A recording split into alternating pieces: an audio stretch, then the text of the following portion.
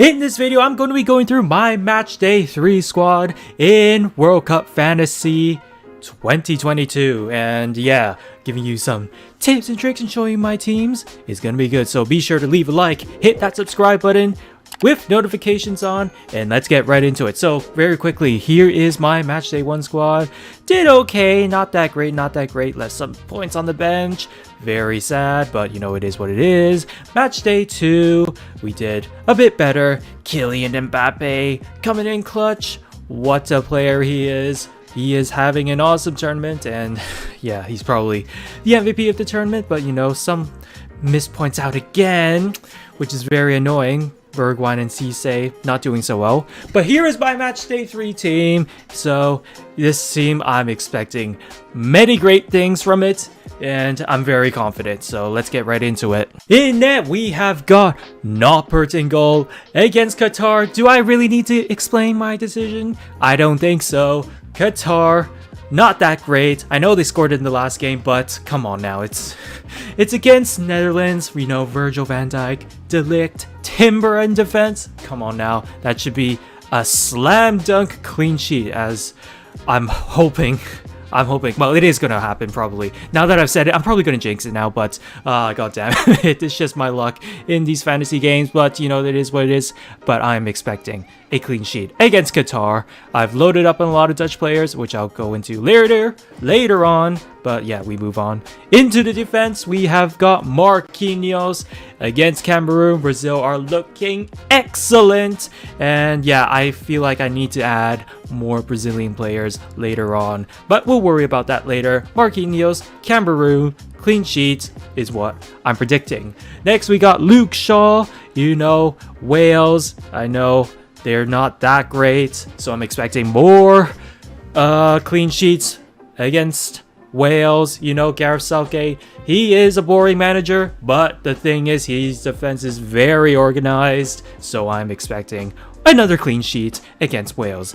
And then Cancelo to round things off in the defense against Korea.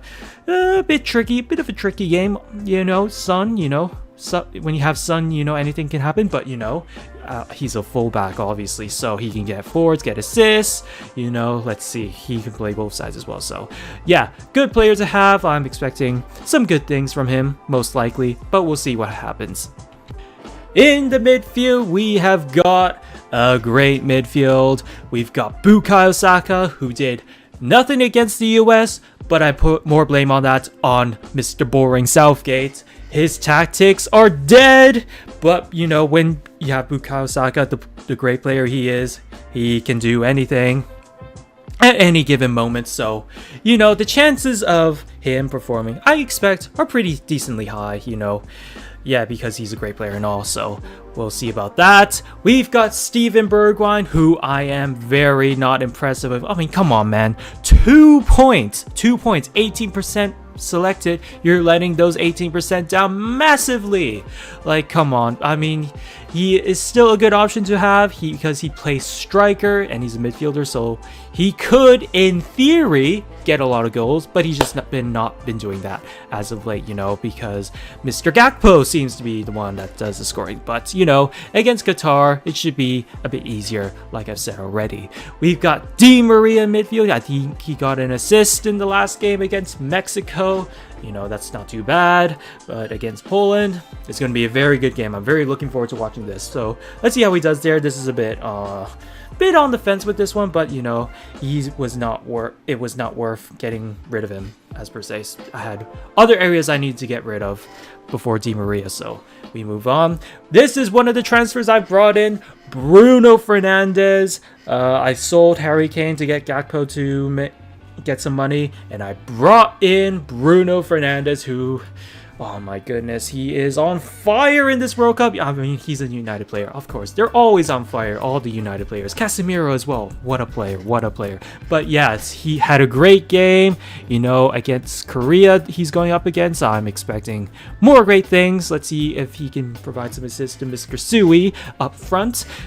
So yeah, and maybe get some goals as well. But yeah, we'll move on to the attackers. And the attack is absolutely filth. The Harlem Harlem Globetrotters of the attack. I got my words mixed up there, but you know, let's get into it. We've got the so many would call the GOAT Lionel Messi. You know, he is on fire on this World Cup. 2 goals in 2 games. That's the things you love to see. You love to see it. You know, Poland's a great opposition. You know, very tough opposition. But, you know, it's Lionel Messi. He can do anything. He can do anything. So, obviously, he's going to be leading the line for me. We brought in Gakpo for Harry Kane, like I said.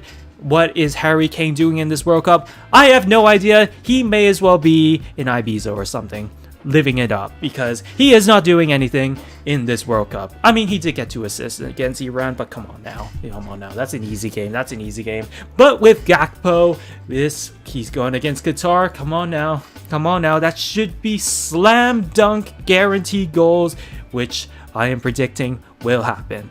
And obviously, we have got Kylian Mbappe.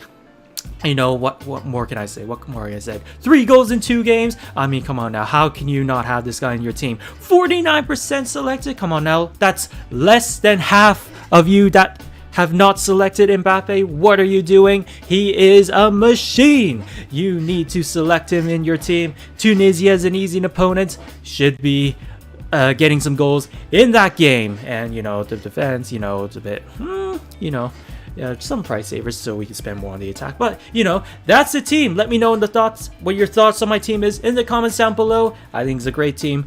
Now, one more thing I want to get into is the boosters. I played Power Captain in the last match day, which worked very well because Mr. Mbappe is just unbelievable. But I'm kind of thinking I want to put the 12-man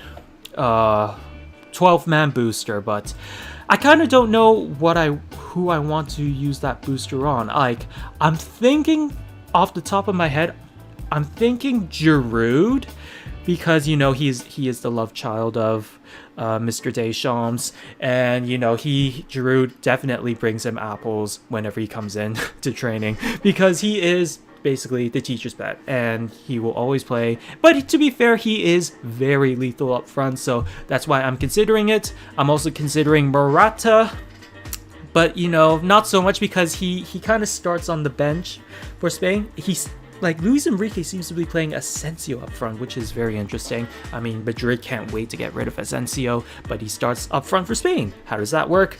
No idea. But, you know, and the last player I might be looking at it to bring in is, well, for the 12-man is Raheem Sterling, because he always seems to do something under Gareth Southgate, which I don't understand. He does nothing for Chelsea, but under Southgate, he's amazing. So those are the 3 options I'm considering. I'm leaning towards Giroud. Because, yeah, I think 102 points is not the best, but, you know, so we gotta boost up the point tally at some point, or I don't know. Let me know in the comments down below what you would do. Would you use your 12th man with someone like Giroud for this match day? Let me know in the comments down below.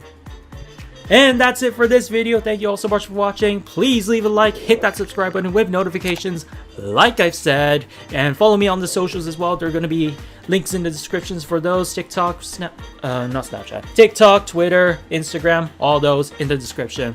Give me a follow. That would help me out tremendously. And until the next video, see ya!